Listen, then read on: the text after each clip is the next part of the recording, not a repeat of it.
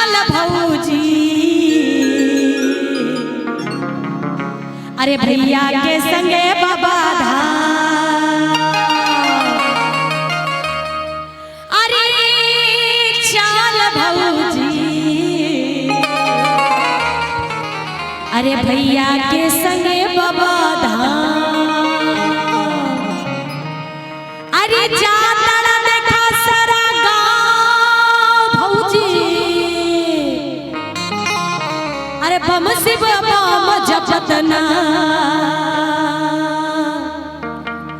अरे सतुआ भूजा अरे बीड़ी सलाई अरे झोली में भरला कुछ दाम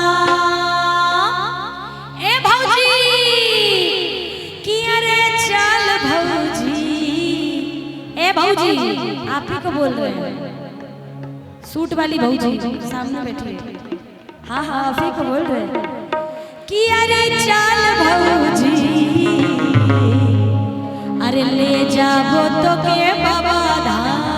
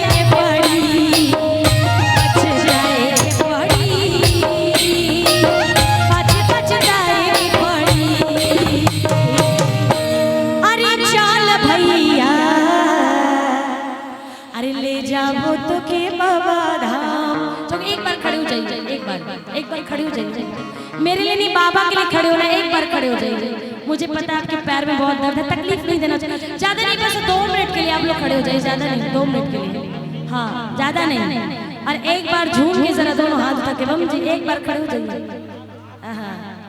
एक बार खड़े हुए, हाँ ये हुई ना बात। और जरा झूम के एकदम, अगर झारखंड से आए हैं तो झारखंडी डांस भी आता होगा आप लोग को। हाँ आइए, और कहना है कैसे कि अरे चल भैया ले जा तो के बाबा